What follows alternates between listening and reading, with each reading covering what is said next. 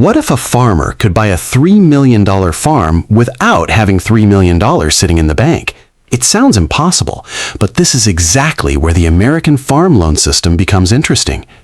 Welcome to Finance History, where we break down the financial systems behind wealth, assets, and money. Farmers don't always pay the entire price of farmland with their own cash. Instead, they can use financing to purchase a productive property while contributing a portion themselves. For example, imagine a farmer finds a $3 million farm and has $600,000 available. Instead of waiting years to save the remaining $2.4 million, the farmer could potentially seek financing for the balance, assuming they meet the lender's requirements. The farmland may serve as collateral, while the farmer operates the property and makes payments over time. The real strategy isn't simply borrowing millions. It's using financing to gain control of a productive asset that can potentially generate income while the farmer gradually builds equity. Why would anyone pay millions of dollars for farmland when America has so much open space? Because not all land is created equal. Productive farmland can be extremely valuable because it has the ability to generate economic output year after year. Soil quality, water access, climate, location, infrastructure, and proximity to markets can dramatically affect the property's value. For example, imagine two farms, both containing 500 acres. The first has rich soil, reliable irrigation, modern storage facilities, good roads, and nearby grain markets. The second has poor soil, limited water, weak infrastructure, and difficult transportation. Even though both properties have exactly the same acreage, their economic potential could be completely different. Farmers aren't simply buying empty land, they're buying productive capacity. This is why some farmland can command millions of dollars. The buyer is essentially purchasing a long-term productive asset. If managed properly, that asset can produce crops, generate revenue, and potentially preserve or increase its value over many years. Here's the question most people immediately ask. Where does a farmer get millions of dollars in the first place? The answer is that American agriculture has a specialized financial system designed to provide capital to farmers and ranchers. Farmers may seek financing from commercial banks, agricultural lenders, the Farm Credit System, or certain USDA-related programs, depending on their circumstances and eligibility. But lenders don't simply hand over millions because someone wants to buy farmland. They examine the entire financial picture. For example, imagine a farmer wants to purchase a $4 million property. The lender may review the farmer's credit history, assets, existing debt, farm experience, income, production records, business plan, and the value of the property. The lender wants to understand whether the farm can generate enough cash flow to support the debt. So the farmer isn't just asking for money, they're presenting a financial case. The stronger the borrower, property, and Would a bank really lend a farmer $2 million just because the farmer found an expensive farm? Not at all. The lender needs evidence that the borrower can realistically handle the debt. Credit history is important, but it is only one piece of the puzzle. Lenders may also examine farming experience, assets, liabilities, income, production history, projected cash flow, and the property itself. For example, imagine two farmers applying for the same $2 million loan. Farmer A has 20 years of experience, strong credit, existing farmland, valuable equipment, and consistent agricultural income. Farmer B has little experience, weak credit, high debt, and unpredictable income. Even though they want the same property, Farmer A could present a much stronger lending case. This shows an important principle. Lenders aren't simply financing dirt. They're financing a borrower and an operating business. The farmland provides collateral, but the farmer's ability to manage the business and repay the loan remains critical. That's why preparation can be just as important as the property itself. Here's where the first major number enters the deal: the down payment.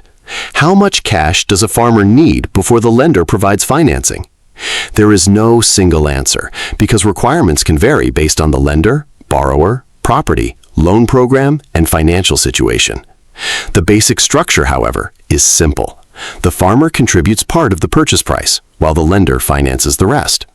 For example, imagine farmland costs $2 million. The farmer contributes $400,000 and seeks financing for the remaining $1.6 million. But here's the problem many people overlook.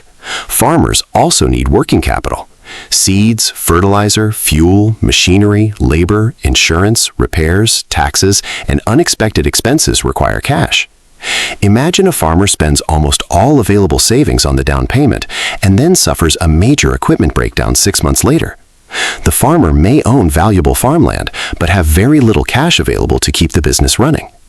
That's why smart farm financing considers both long-term ownership and short-term liquidity. Here's a number that can completely change the way you look at farmland. Equity. Equity is essentially the owner's stake after subtracting the debt from the property's value. Imagine a farmer purchases a $2 million farm with a $1.6 million loan. Ignoring transaction costs and other obligations, the farmer starts with roughly $400,000 in equity.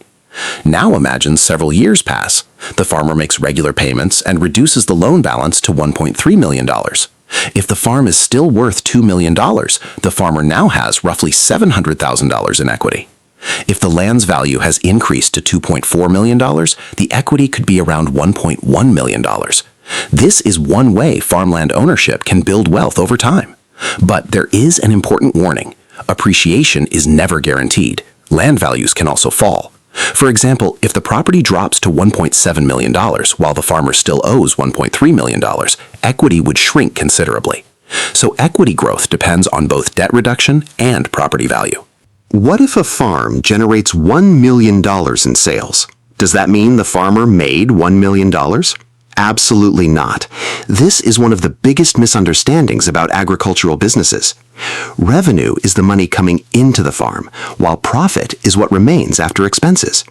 Farming can require enormous operating costs. Seeds, fertilizer, fuel, machinery, labor, insurance, transportation, storage, repairs, taxes, and interest can consume a significant portion of revenue. For example, imagine a farmer sells $1 million worth of crops in 1 year. Suppose operating expenses consume $650,000. That leaves $350,000 before considering certain additional expenses and debt obligations. If the farmer has a large loan, mortgage payments and interest can reduce available cash even further. This is why lenders focus heavily on cash flow. A farm can own millions of dollars in land and still experience financial stress if the business doesn't generate enough cash to cover its obligations. The real question isn't simply how much the farm sells, it's how much sustainable cash remains after the bills are paid. Imagine your farm becomes worth $500,000 more without you purchasing another acre. What changed? Potentially your equity. Farmland values can change because of location, productivity, demand, agricultural conditions, infrastructure, and broader market forces. Suppose a farmer purchases a property for $2 million and finances $1.5 million. Initially, the farmer has approximately $500,000 in equity. Several years later, the farmer has reduced the loan balance to $1.2 million. If the land is now worth $2.5 million, the farmer could have approximately $1.3 million in gross equity. That's a major change.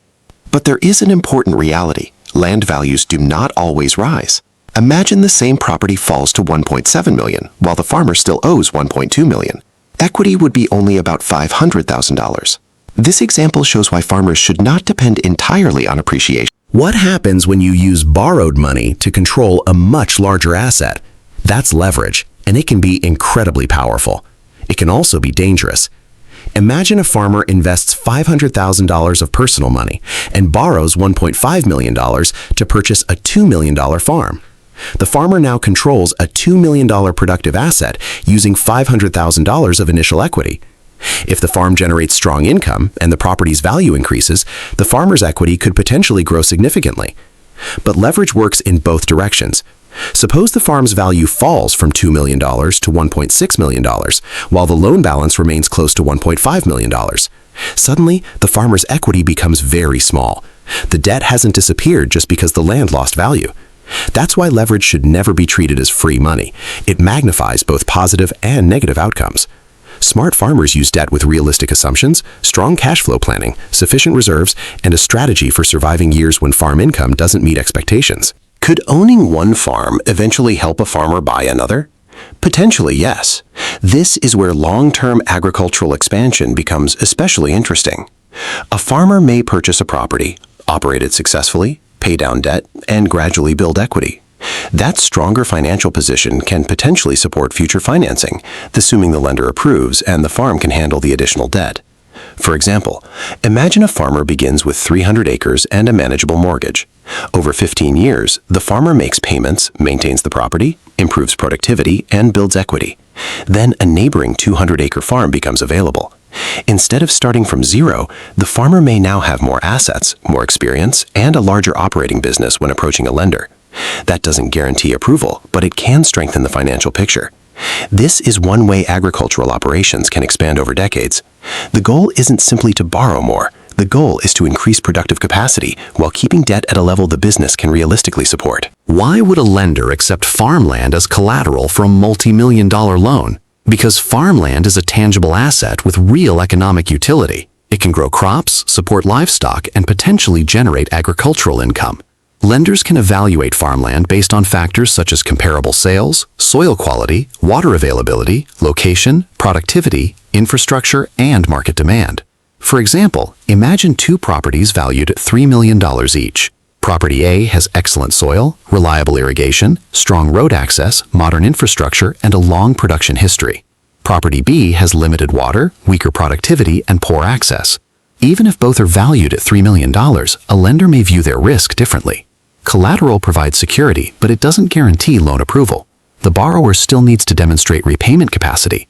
A valuable farm with weak cash flow can still be risky. This is one of the most important ideas in farm lending. The lender isn't only asking, what is this property worth? They're also asking, can this borrower continue making payments? Why would a lender accept farmland as collateral for a multi-million-dollar loan? Because farmland is a tangible asset with real economic utility. It can grow crops, support livestock, and potentially generate agricultural income. Lenders can evaluate farmland based on factors such as comparable sales, soil quality, water availability, location, productivity, infrastructure, and market demand. For example, imagine two properties valued at $3 million each. Property A has excellent soil, reliable irrigation, strong road access, modern infrastructure, and a long production history. Property B has limited water, weaker productivity, and poor access. Even if both are valued at $3 million, a lender may view their risk differently. Collateral provides security, but it doesn't guarantee loan approval. The borrower still needs to demonstrate repayment capacity.